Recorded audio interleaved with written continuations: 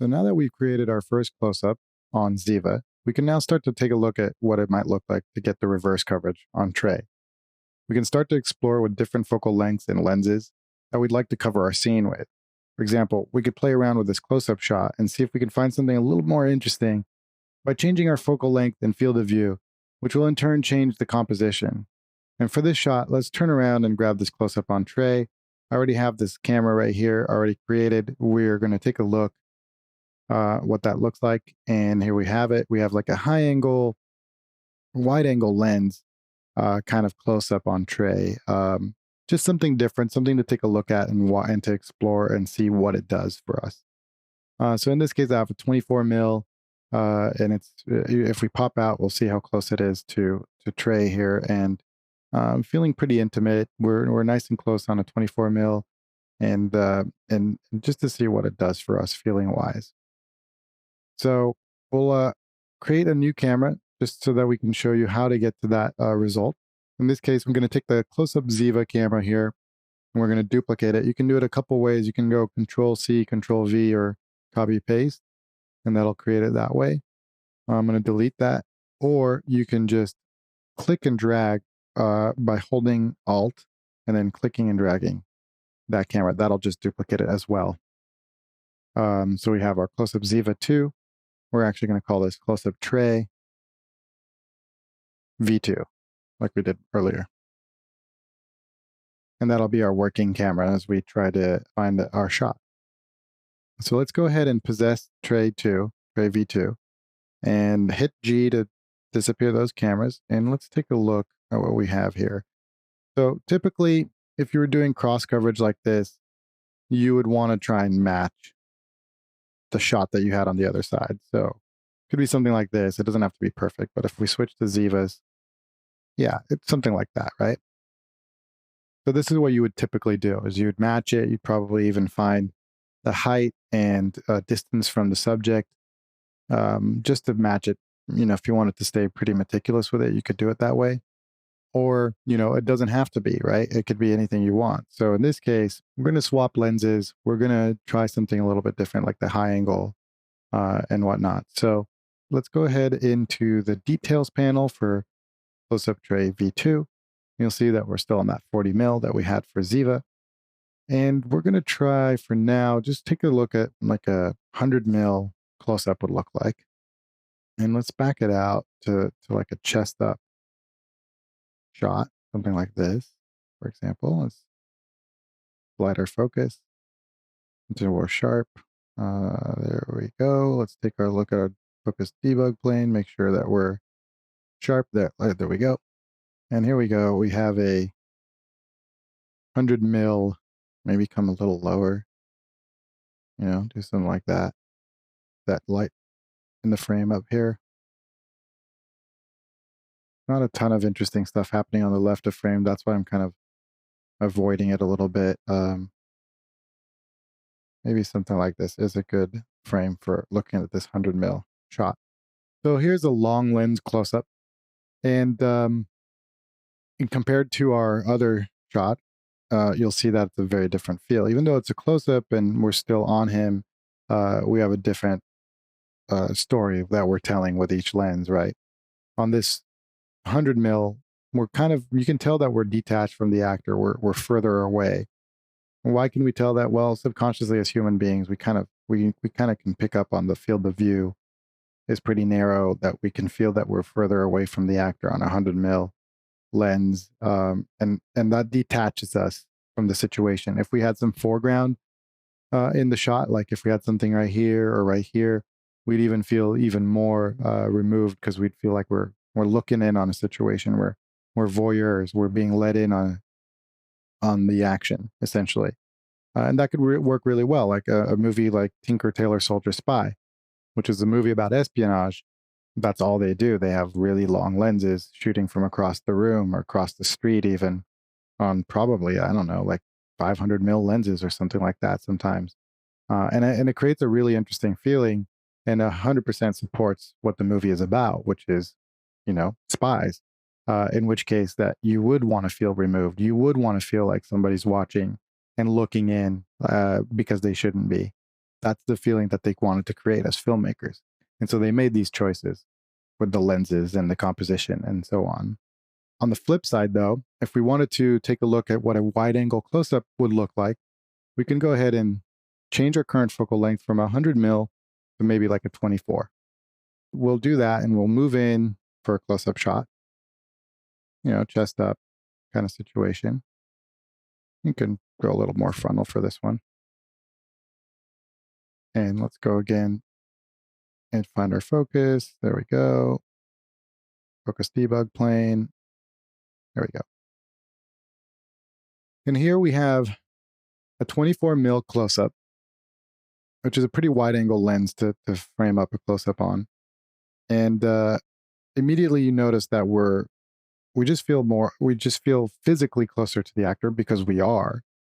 But even if you're an audience member, you wouldn't necessarily know that, but you would feel it.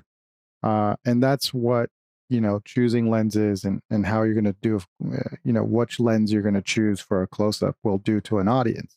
In this case, I think we're physically closer to the actor. I think we feel more intimate to the actor and closer to the scene and closer to the action. And so we might be feeling like we're closer to this character's feelings, right? And if I pop out here, we're going to be able to take a look at where that camera is. Hit G to bring those up again. And here it is, the big one. And you can tell, you can see how close we are to his face. On the flip side, if, a movie like The Revenant, which may have used really, really wide lenses for most of the movie and even the close-ups, I'm pretty sure they were using something even wider than a 24, probably a 14. We take a look at what that would look like in a close-up and adjust our focus. I mean, now we're feeling even closer and more intimate to the actor. Of course, the wider you get, the more distorted you're going to get on the people's faces. Like the nose gets bigger, the chin, mouth, the ears get pinned back.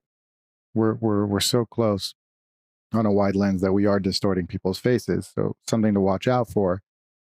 In real life, there are lenses that will distort a lot less than this, but because we are inside of Unreal, this is what we're working with. Something to keep in mind. It could be a really cool look. It could be exactly what you're looking for or not, but something to keep in mind when you're working with wide lenses. What's cool about this too is because you're on a 14 and you're framing up a close-up, you could get almost the entire living room and still get, what we would traditionally call a close-up. Somebody's face is most of the frame, but we can see almost the entire living room, a little bit more on the left side too. So you can tell a story that way too. So if there was something happening that was interesting on the right side of frame, then that would be something to frame for, And here's if we even get, more profile, we can see what the rest of the room looks like because we're such a wide lens and the field of view is so wide, we can get everything in the shot. Okay, so this is pretty extreme, but let's go back to a 24 and let's frame up our close-up on Trey. And I like to use this high angle shot, which we see so much in movies now. I think Fincher uses it a lot. House of Cards, I feel like, used this kind of high angle shot quite a bit, this high angle close up. I think it's even might be even higher than you think. Just something to experiment with. It's just a little bit different and conveys a different feeling. I just wanted to show you different options for what you can do with a camera. Okay, so now that's feeling pretty good. I just wanted to show you a quick little demo of how focal length or, the choices of your lenses can affect the frame. So let's pop over into our other demo map. So if we go to maps and demos, we'll go into our focal length demo. Let's load that up, save our work. And here we are in the demo map. Let's back it out and let's load our focal length demo sequence. You'll see that Ziva disappeared. That's on purpose. So the first thing you'll notice is we have 3 different cameras. They're all on the same axis and they're going to look the same. We're going to want to pop up our second viewport here. And let's load up the 24 mils. So you see our cameras are here. We have a 24, 50, and an 85. So in order, 24, 50, 85. In order to keep the same framing, I'll pop into the 50 over here. Let's hit G because our camera's in the way again. And actually, let's switch this out. Let's make this 24 on the left and the 50 on the right. Okay, so here we have two very similar shots, right? The framing is almost exactly the same. You can see that we're chest up to the top of his head, chest up and top of his head. But the shot is very different. Why is that? Well, we're on different lenses. There's a 24 and closer in. Field of view is wider. You'll see that we're seeing quite a bit of the wall on the right side, some more stuff on the left from the shelves over here. And then on the 50, we're seeing quite a bit less, right? We only see up to this vase right here. And on the right side, we don't even see the wall whatsoever. So that cone, or that V, if you will, becomes a lot narrower. That's our field of view. So the field of view on a 24 millimeter is all of this. The field of view on the 50 millimeter is just this right here. And if we switch to our 85, we see that we're only seeing this little apple right here and a little bit of the 4. So that field of view now becomes this V right here, if you can imagine that, right? So I just wanted to show you that even though we have a similar frame, chest up to head up, the lens choice affects the composition and affects the depth of field, of course, surely. This is much blurrier. The longer lens we go, the blurrier it's going to be in the background. And it also affects what it does to the face of a human being. In this case, we have a 24 on the left side and a 85 on the right. And look at the difference between their faces, right? The ears are pinned back here. The jaw starts to become a little bit bigger. The nose, the lips, the eyes feel a little bit more pronounced. And on the 85, the face starts to get a little flatter. The ears are square, and everything just becomes a little more square to camera. And that's just the nature of being on a longer lens versus a wider lens up close. And just wanted to show you those differences. So again, when you're picking your lenses and choosing your lenses and focal length, all this stuff comes to play, and it affects your storytelling. So use these wisely. One last thing I wanted to show you is you'll notice that there's a little bit of atmosphere or fog in this scene. And one thing to keep in mind when using fog, in this case, it's just a volumetric exponential height fog over here. You can see it in the scene. If I turn that off, we'll see it without fog, right? And why I did that is because I wanted to show you that when you're on a longer lens over here on the 85, and you're shooting through atmosphere, like we are here, the longer the lens, the more atmosphere you're stacking through and you're shooting through. And that's why it appears foggier and milkier on this longer lens. If, for example, I were to increase our fog here, fog density 0.5, we're getting even milkier, right?